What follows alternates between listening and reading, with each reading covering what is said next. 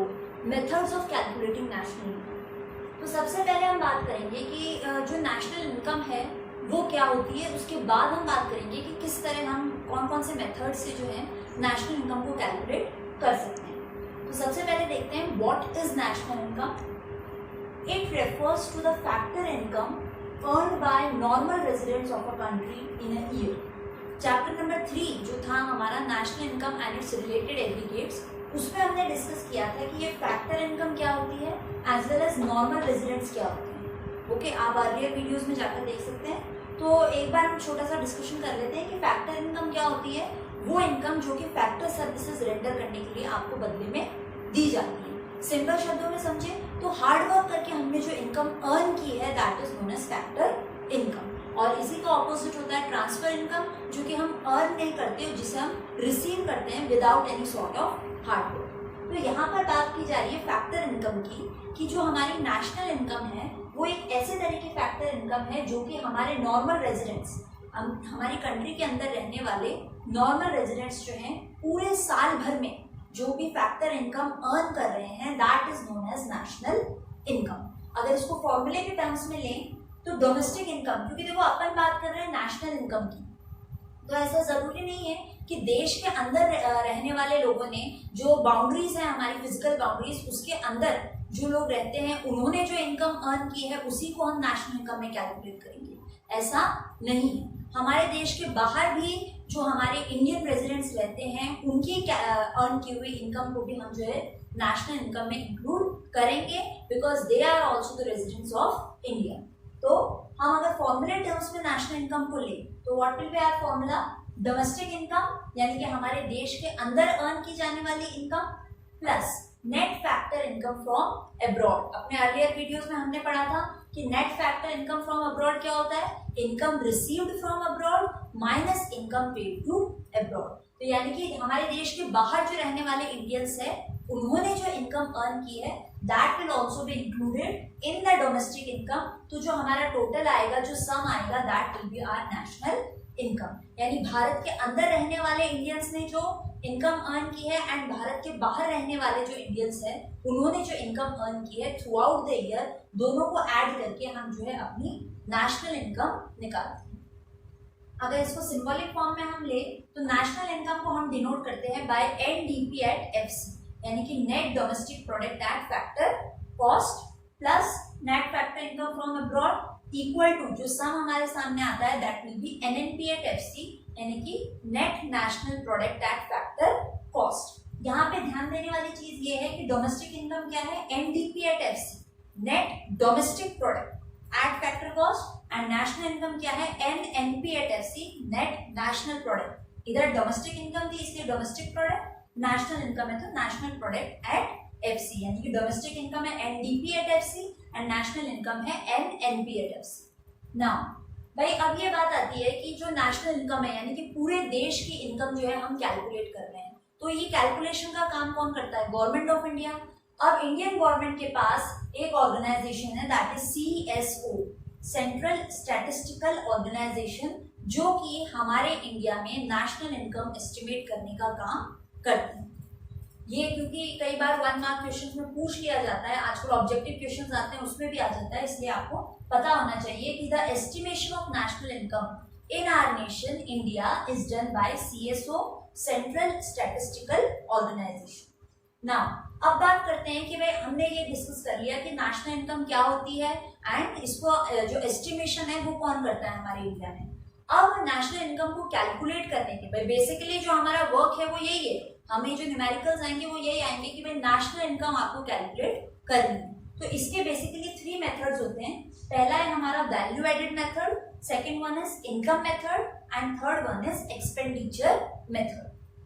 Value added method से जो भी फाइनल आंसर हमें मिलेगा भाई वो डेटा दे देंगे आपको, डेटा से अपने जो बेसिक फॉर्मूलेज अपन ने पढ़े हैं वो लगा के और इन तीनों मेथड्स के भी सेपरेट फॉर्मूले होंगे वो लगा के जो आंसर हमारे सामने आएगा वो तीनों ही मेथड में अलग अलग फॉर्म में आएगा।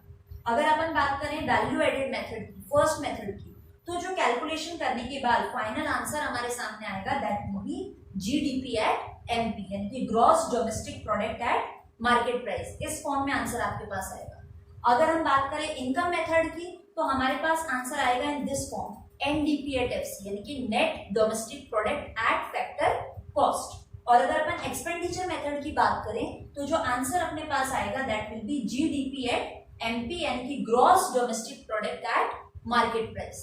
अब हमने पढ़ा है, यहाँ पर भी हमने देखा कि नेशनल इनकम क्या होता है, NNP@FC। फाइनली आपको कैलकुलेट क्या करना है, नेशनल इनकम NNP@FC। लेकिन वैल्यू एडेड मेथड में जो आंसर अपने पास फाइनल आया दैट इज GDP@MP।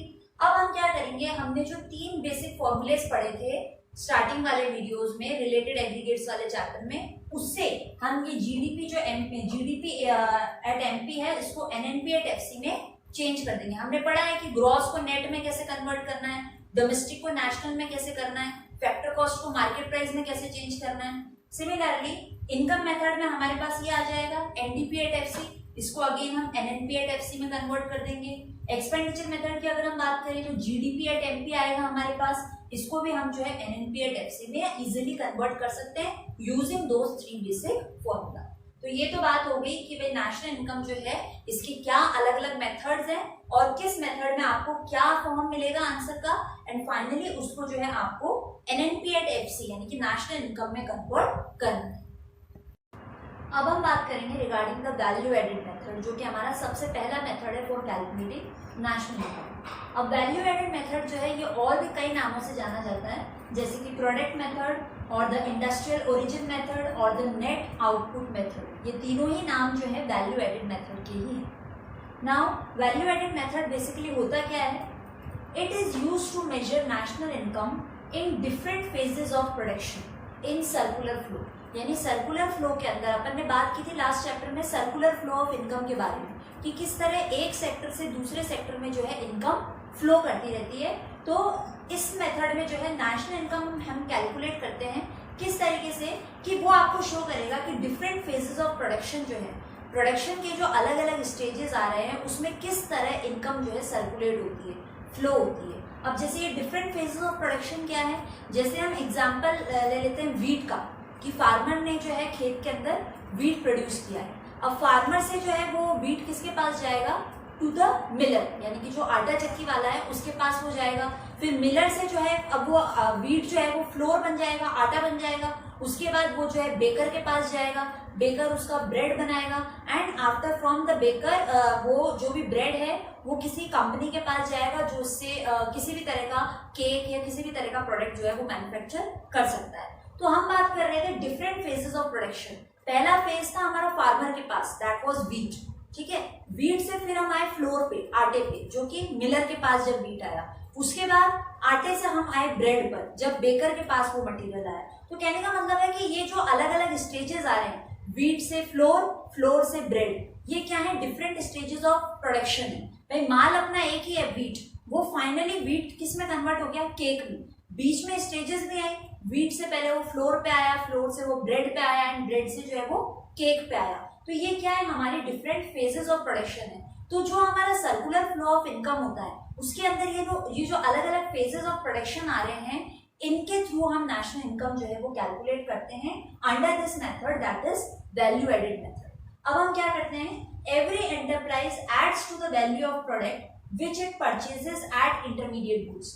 यानी कि हर जो आपका स्टेज है, हर स्टेज पर प्रोडक्ट जो है वो अलग अलग फॉर्म बदल रहा है। पहले वीट था, वीट से फ्लोर आया, फ्लोर से ब्रेड आया, और ब्रेड से फाइनली जो है हमारा केक आया।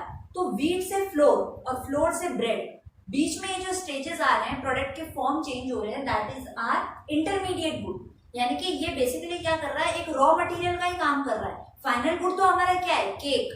वीट से फ्लोर पे आना, फ्लोर से ब्रेड पे बनना, ये सब इंटरमीडिएट गुड्स ही चल रहा है, हमारा रॉ मटेरियल ही चल रहा है। फाइनल प्रोडक्ट हमारा केक रहेगा।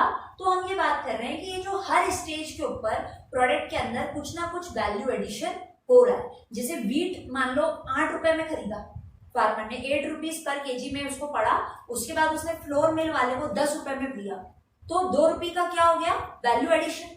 आफ्टर दैट आटा जो है वो बेकर को 12 रुपए में मिला, तो अगेन 2 रुपीज का क्या हो गया, वैल्यू एडिशन। एंड जो बेकर है उसने वो ब्रेड केक बनाने वाले को 14 रुपीज में दिया, तो अगेन 2 रुपीज का क्या हो गया, वैल्यू एडिशन। यानी कि 8 से हम 14 पर आ गए।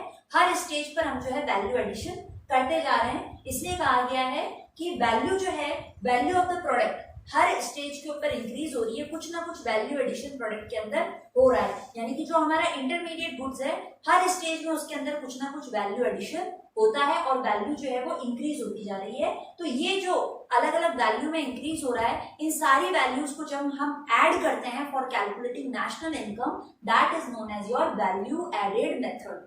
यानी कि हर स्टेज पर जो भी वैल्यू एडिशन हो रहा है, हम उसको ऐड करते जाएंगे।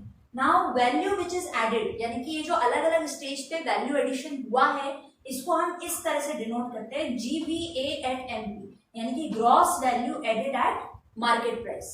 नाउ वैल्यू एडेड का भी एक फॉर्मूला होता है, वह अपन ने बात की थी कि इस ये वाला जो मेथड है वैल्यू एडेड मेथड, इसमें फाइनली सारा कैलकुलेशन करने के बाद जो आंसर हमारे पास आएगा वो इस फॉर्म में आएगा, GVA एट MP, यानी कि gross value added at market price. अब ये वैल्यू एडेड जो है, भाई ग्रॉस कर रहे हो यानी आप टोटल कर रहे हो अलग अलग वैल्यू एडेड का, तो अब ये वैल्यू एडेड है, ये कैसे निकालेंगे हम? इसका एक फॉर्मूला होता है value of output minus intermediate consumption. अब ये वैल्यू ऑफ आउटपुट क्या होता है कि जो आपका सेलिंग प्राइस है, जिसमें आप माल को बेच रहे हो, that is known as your value of output. और इंटरमीडिएट कंजम्पशन क्या होता है? हमारा रॉ मटेरियल, जिसको हम कह सकते हैं। देखो इंटरमीडिएट कंजम्पशन क्या होता है?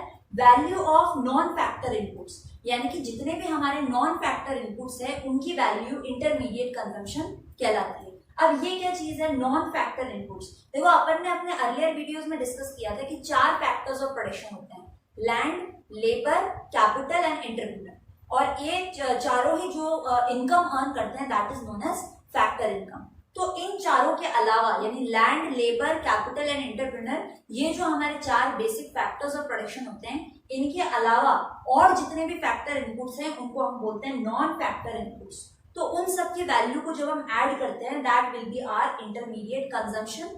सिंपल शब्दों में अगर हम उसका एक एग्जांपल ले तो raw material, land, labour, capital, entrepreneur, इन चारों के अलावा आता है रॉ मटेरियल। तो उनके इन चारों के अलावा जो भी चीजें हैं वो सब इंटरमीडिएट कंजम्पशन के अंदर आ जाएंगी। इसके अलावा इंटरमीडिएट कंजम्पशन का एक और सिंपल फॉर्मूला है, that is domestic consumption plus import, यानी कि डोमेस्टिक जो भी हमारा कंजम्पशन है वो इंक्लूड होगा, इसके अलावा जो हम इंपोर्ट कर रहे हैं बाहर वो भी इंटरमीडिएट कंजम्पशन के अंदर ही आएगा। ये बात हो गई इंटरमीडिएट कंजम्पशन की। अपना फॉर्मूला था value of output minus intermediate consumption. अब वैल्यू ऑफ आउटपुट में हम तीनों सेक्टर्स के आउटपुट को जोड़ेंगे, चाहे वो प्राइमरी सेक्टर का हो, चाहे सेकेंडरी सेक्टर का हो, चाहे टर्शियरी सेक्टर का हो। अभी अपन ने बात की थी कि वैल्यू ऑफ आउटपुट मतलब क्या होता है, जो भी अपना सेलिंग प्राइस है, जितने में भी आप माल को सेल कर रहे हो। जैसे मुझे मैंने किसी सामान को 12 रुपए में बेचा, ओके, मैंने किसी आर्टिकल को जो है 12 रुपीज में बेचा और मुझे पड़ा था वो मेरा इंटरमीडिएट कंजम्पशन था 10 रुपीज का, यानी कि मेरा इसमें जो वैल्यू एडेड आएगा that will B 2 rupees. Okay, तो वैल्यू ऑफ आउटपुट क्या है? वो अमाउंट जिसमें आप किसी भी चीज को सेल आउट कर रहे हो। और इंटरमीडिएट कंजम्पशन क्या है कि अपने को कितने में वो चीज पड़ी। अब अपन ने एक चीज यहाँ पे डिस्कस की कि वैल्यू ऑफ आउटपुट में जो है अपन तीनों सेक्टर्स का आउटपुट लेंगे, primary sector, secondary sector and tertiary sector. अपन ने बात की कि इंटरमीडिएट कंजम्पशन का क्या फॉर्मूला है, डोमेस्टिक कंजम्पशन प्लस इंपोर्ट्स। इसी तरह वैल्यू ऑफ आउटपुट भी का फॉर्मूला है। भाई हो सकता है या तो न्यूमेरिकल में आपको ये दोनों चीजें डायरेक्टली गिवन हो, वैल्यू ऑफ आउटपुट आपको गिवन हो या इंटरमीडिएट कंजम्पशन भी गिवन हो, और अगर हो सकता है इंटरमीडिएट कंजम्पशन हमें नहीं दिया हुआ तो ये दोनों चीजें आपको गिवन होगी, डोमेस्टिक कंजम्पशन एंड इंपोर्ट्स। आप इन दोनों को ऐड करके जो है इंटरमीडिएट कंजम्पशन निकाल सकते हैं। इसी तरीके से वैल्यू ऑफ आउटपुट का भी एक फॉर्मूला है, sales plus change in stock, यानी कि जितने भी हमारी सेल्स हुई है उसके अंदर पूरे साल भर में हमारे स्टॉक के अंदर जो चेंजेस आए हैं वो हम ऐड करेंगे तो हमारे पास आ जाएगी वैल्यू ऑफ आउटपुट। अब कई बार क्वेश्चन में चेंज इन स्टॉक डायरेक्टली नहीं देकर अपने को दो वैल्यूज गिवन होती है, closing stock and opening stock. तो चेंज इन स्टॉक हम कैसे निकालेंगे, closing stock minus opening stock, और जो भी हमारा चेंज इन स्टॉक का वैल्यू आएगा उसके अंदर अपन सेल्स वाली वैल्यू ऐड कर देंगे तो हमारे पास वैल्यू ऑफ आउटपुट जो है वो आ जाएगी। इसी तरीके से वैल्यू ऑफ आउटपुट या तो आप इस फॉर्मूले से कैलकुलेट करो, sales plus change in stock, या फिर इसका एक और फॉर्मूला होता है डोमेस्टिक सेल्स प्लस एक्सपोर्ट्स। क्योंकि अपन नेशनल इनकम में net factor income from abroad भी लेते हैं, domestic income plus net factor income from abroad. इसीलिए अगर सेल्स की बात आ रही है तो अपन डोमेस्टिक सेल्स को भी इंक्लूड करेंगे प्लस एक्सपोर्ट को भी इंक्लूड करेंगे। जो भी हम चीजें कंट्री के बाहर भेज रहे हैं उनको भी इसमें इंक्लूड जो है वो किया जाएगा। तो वैल्यू ऑफ आउटपुट या तो अपन इस फॉर्मूले से निकाल सकते हैं sales plus change in stock, या फिर इस फॉर्मूले से डोमेस्टिक सेल्स प्लस एक्सपोर्ट्स। तो ये तो सब बात हो गई फॉर्मूले की कि वैल्यू एडेड का फॉर्मूला क्या है, value of output minus intermediate consumption. Intermediate consumption का एक अलग फॉर्मूला है, वैल्यू ऑफ आउटपुट के दो अलग फॉर्मूले हैं। यानी कि बेसिकली ये वाला जो मेथड है हमारा वैल्यू एडेड मेथड, इसमें हमें करना क्या है, देखो सबसे पहले तो हम gross value added at market price निकालेंगे, चाहे वो प्राइमरी सेक्टर का हो, सेकेंडरी सेक्टर का हो या टर्शरी सेक्टर का हो। यहाँ पे हमने डिस्कस किया था कि वैल्यू एडेड निकालेंगे। वैल्यू एडेड कैसे निकालते हैं, value of output minus intermediate consumption. जब तीनों सेक्टर्स की वैल्यू एडेड हमारे पास आ जाएगी तो उसको जो है हम ऐड कर देंगे तीनों सेक्टर्स की, तो जो सम हमारे पास में आएगा that will be GDP at MP, यानी कि gross domestic product at market price.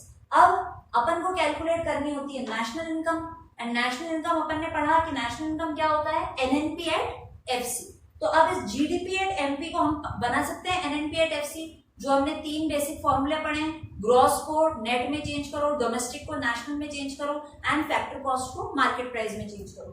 तो जीडीपी एट एमपी में से हम डेप्रिसिएशन लेस कर देंगे and net indirect taxes less कर देंगे, तो जो वैल्यू हमारे सामने आएगी that will B NDP at FC, यानी कि net domestic product at factor cost. उसके अंदर जब हम net factor income from abroad add कर देंगे तो फाइनली हमारे सामने आ जाएगा एनएनपी एट एफसी, यानी कि net national product at factor cost which is your national income. तो इस तरीके से हम जो है वैल्यू एडेड मेथड में अलग अलग फॉर्मूले को यूज करके फाइनली हमारे सामने ये आ जाएगी जीडीपी एट एमपी, और अपने बेसिक फॉर्मूले से हम उसे कन्वर्ट कर देंगे in NNP at FC and that will be our national income. अब हम कुछ एग्जांपल्स डिस्कस कर लेते हैं regarding the value added method. जैसे फर्स्ट एग्जांपल है calculate value added. Value added निकालना है हमें। चीजें जो हमें गिवन है 2000 डोमेस्टिक सेल्स 4000, एक्सपोर्ट्स की वैल्यू गिवन है 1000 एंड परचेज की वैल्यू गिवन है 200। हमें निकालना है सिंपल सा वैल्यू एडेड। अभी अपन ने थोड़ी देर पहले डिस्कस किया कि वैल्यू एडेड का फॉर्मूला क्या होता है, value of output minus intermediate consumption. अब क्वेश्चन के अंदर हमें डायरेक्टली वैल्यू ऑफ आउटपुट तो गिवन नहीं है, तो हम फॉर्मूले पे जाएंगे। वैल्यू ऑफ आउटपुट का हमने एक फॉर्मूला डिस्कस किया था, डोमेस्टिक सेल्स माइनस एक्सपोर्ट्स। तो डोमेस्टिक सेल्स की वैल्यू हमें गिवन है 4000 एंड एक्सपोर्ट की वैल्यू हमें गिवन है 1000। तो 4 + 1 हमारे यहाँ पे आ जाएगा 5000 माइनस इंटरमीडिएट कंजम्पशन जो है हम परचेज को ही कंसिडर करेंगे, बिकॉज परचेज जो है हमने between the stages of production ही किया। तो हमारा जो आंसर आ जाएगा इसमें वैल्यू ऑफ आउटपुट हमारा आया था 5000 minus intermediate consumption that is 200, तो जो वैल्यू एडेड आएगा फाइनली 4800। इसी तरह एक और एग्जांपल देखते हैं, calculate GDP at FC, gross domestic product at factor cost. GDP at FC लिख लो या जीवीए एट एफसी लिख लो, gross value added it is the same thing, because हमने क्या पढ़ा कि अलग अलग सेक्टर्स की ग्रॉस वैल्यू एडेड जब हम सम अप कर देते हैं, एडिशन कर देते हैं, तो वो आ जाती है हमारी जीडीपी एट एफसी। तो ये आपको कैलकुलेट करनी है। Things given are, sales given है 500, ओपनिंग स्टॉक गिवन है 30, क्लोजिंग स्टॉक गिवन है 20, purchase of intermediate products 300 and subsidy is given 40। हमें बोला जा रहा है हमें कैलकुलेट करना है जीडीपी एट एफसी। तो हम सबसे पहले कैलकुलेट करेंगे जीडीपी एट एमपी, जो कि अगेन सेम फॉर्मूला अप्लाई होगा, value of output minus intermediate consumption. अब इस क्वेश्चन के अंदर वैल्यू ऑफ आउटपुट हमें डायरेक्टली गिवन नहीं है, तो हमने लास्ट वाले एग्जांपल में जैसे फॉर्मूला लगाया था डोमेस्टिक सेल्स प्लस एक्सपोर्ट्स, ये वाला फॉर्मूला हम इसमें नहीं लगा सकते, बिकॉज हमें डोमेस्टिक सेल्स और एक्सपोर्ट्स की कोई भी वैल्यू गिवन नहीं।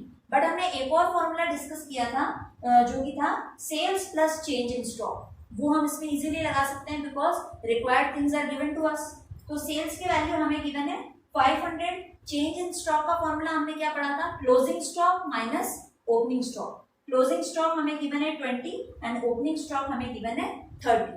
तो 20 माइनस 30, नेगेटिव पॉजिटिव का आपको ध्यान रखना है, 20 माइनस 30 हमारा आएगा माइनस का 10 प्लस उसमें 500 करेंगे, माइनस हमें करना है इंटरमीडिएट कंजम्पशन, जो कि डायरेक्टली हमें क्वेश्चन में गिवन है परचेज ऑफ इंटरमीडिएट प्रोडक्ट्स 300। तो ये हमारा हो जाएगा 490 माइनस 300 दैट इज 190। 190 हमारा हो जाएगा जीडीपी एट एमपी और हमें निकालना है जीडीपी एट एफसी। तो यानी कि अपने अर्लियर जो हमने बेसिक फॉर्मूले डिस्कस किए थे उसमें हमने इजीली किया था कि मार्केट प्राइस को जो है फैक्टर कॉस्ट में हम कैसे कन्वर्ट करते हैं। सिंपल सी बात है, माइनस नेट इनडायरेक्ट टैक्सेस हम कर देंगे। तो जीडीपी एट एमपी अभी हमारे पास आया था 190, उसमें से हम नेट इनडायरेक्ट टैक्सेस लेस करेंगे। नेट इनडायरेक्ट टैक्सेस का फॉर्मूला हमने अर्लियर चैप्टर में डिस्कस किया है, इनडायरेक्ट टैक्सेस माइनस सब्सिडी। अब क्वेश्चन में हमें क्योंकि इनडायरेक्ट टैक्सेस गिवन नहीं है तो हम उसे जीरो अज्यूम करेंगे। सब्सिडी हमें गिवन है 40, तो 0 माइनस 40 हमारा हो जाएगा माइनस का 40। ऑलरेडी ब्रैकेट के बाहर माइनस साइन है तो माइनस माइनस प्लस हो जाएगा। तो फाइनली हमारे पास जो जीडीपी एट एफसी आएगा दैट विल बी 230, जो कि हमारा वैल्यू एडेड है। तो इस तरीके से हम जो है फॉर्मूलाज यूज करके और वैल्यू सब्स्टिट्यूट करके वैल्यू एडेड निकाल सकते हैं।